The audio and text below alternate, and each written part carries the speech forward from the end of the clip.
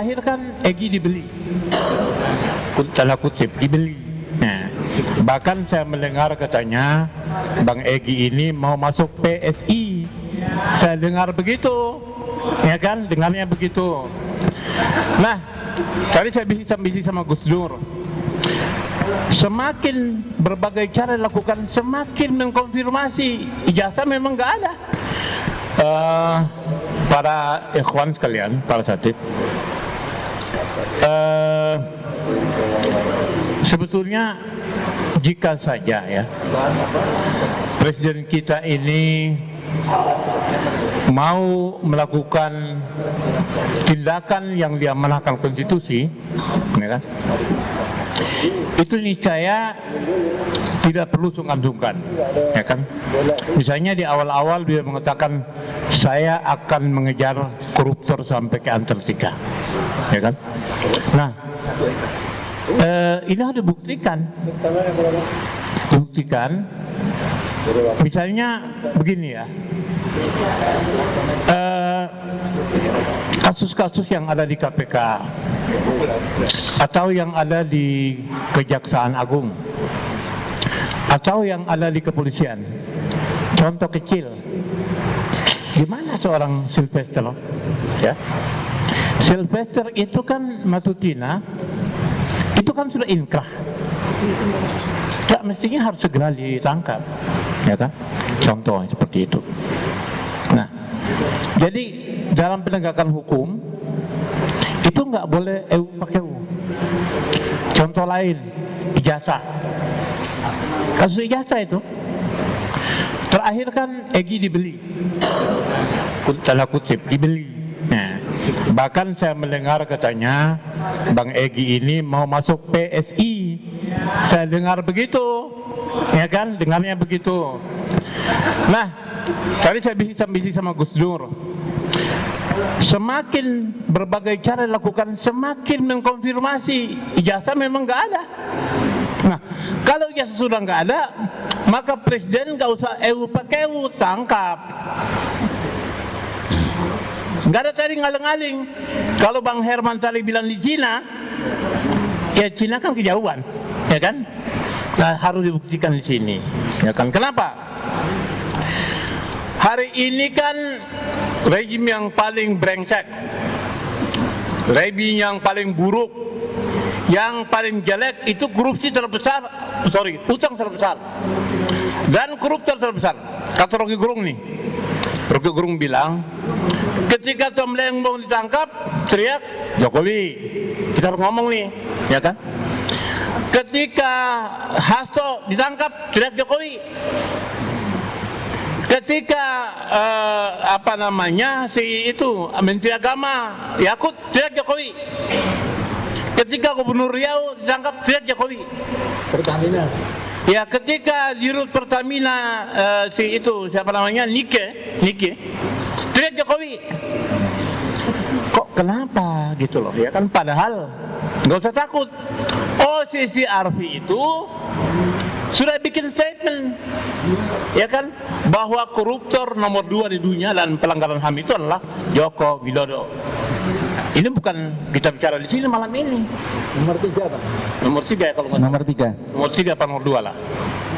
Ya.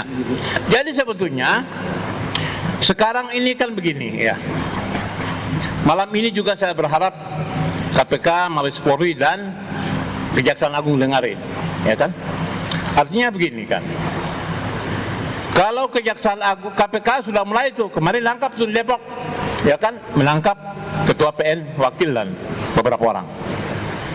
Kemarin lagi nangkap Bupati, Pati, kemudian Blitar dan sebagainya. Kita pingin jangan yang kecil-kecil, kan gitu ya kan. Kalau tadi kita bicara teori hukum Islam sudah jelas, nggak ada yang ngaling-ngaling, ya kan. Sekarang ini bagaimana caranya? Karena kemarin gini, bahkan besok hari Selasa ini ada pertemuan yang disebut tokoh para oposisi, ya tanda kutip, kan sudah diterima sama Prabowo, ya kan. Nah, jadi sebetulnya kita perlu umat Islam ini rapat akbar.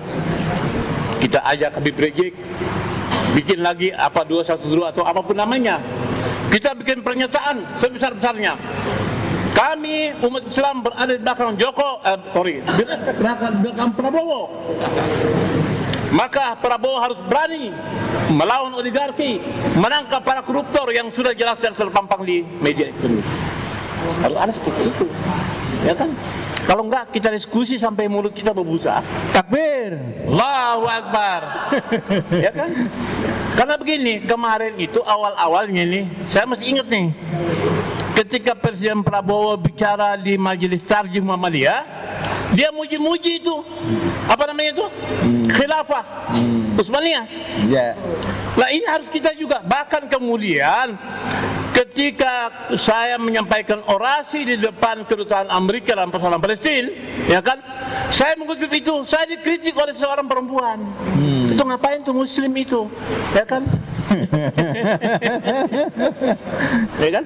Nah, maksud saya begini kan, kalau kita cerita demokrasi, maka Indonesia ini umat Islam terbesar, itu adalah demokrasi. Nggak ada cerita tipu-tipu. Nggak ada cerita beli suara lewat apa namanya KPU, nggak bisa. Demokrasi itu adalah suara mayoritas adalah umat Islam. Kalau kita cerita demokrasi, jangan demokrasi kemudian dipecah-pecah, dirusak. Yang memecah dan merusak itu para koruptor itu, para oligarki itu, yang sekarang ini seolah-olah menjadi macam untuk melekat. Nah, jadi oleh sebab itu, malam hari ini dengan niat yang paling tulus, yang paling dalam, mengajak, menyerukan dan mendoakan, ya kan? Kalau kemarin 10 tahun kemarin nggak berani saya. Takbir. Nggak berani saya bilang begini, karena dia bilang kalau saya menang dengan cara curang, saya akan diajak. Dan sekarang kan kita lihat nih, jalan sudah kayak apa namanya itu, sudah kayak patung. Orang itulah kira-kira, ya kan? Nah, jadi maksud saya dengan hati yang paling dalam, saya juga mengajak Gus Nur, Bang Herman Kalir, Ustadz Irfan dan semuanya kita mendoakan supaya Presiden Prabowo diberi hidayah oleh Allah Subhanahu wa taala. Takbir. Untuk apa? Berani melawan kucing-kucing kurap itu. Takbir. Kucing kurap ngerampok, makan aspal, makan timah, semua dimakan sama dia, makan besi, makan apa saja. Allahu Akbar. Bayangin aja tuh, pasal 33 dikentutin sama mereka. Pasal memang ada nggak dipakai, ya kan? Nah, oleh sebab itu, ya kan ini sudah makin malam. Kita nggak banyak-banyak, kalau kita sudah tahu semuanya itu saat. Dan saya mendukung sepenuhnya pesantren ini pesantren jihad untuk melawan koruptor dan melawan oligarki. Takbir. Allahu Akbar. Bila perlu kita angkat Gus Nur sebagai panglima. Nah, takbir. Allahu Akbar. Karena Gus Nur berani dia sumpah pakai Al-Quran. Kemarin Bambang Susatyo aja berani sumpah. Nah, jadi oleh sebab itu sekali lagi ya para asatid, para ikhwan semua dan para perbisa yang dimanapun anda berada, negeri ini dimerdekakan oleh umat Islam dengan perkataan takbir. Allahu Akbar. Allahu Akbar. Proklamasi bulan puasa itu adalah hadiah umat Islam. Tanggal 10 November itu banyak ribuan kiai dan ulama meninggal untuk membela mempersangka kemerdekaan. Negeri ini kita nggak boleh susah, nggak boleh miskin, ya nggak boleh kemudian menjadi terhina. Dan penguasanya adalah oligarki dan orang-orang yang zalim itu. Sekian. Assalamualaikum warahmatullahi wabarakatuh. Allahu Akbar.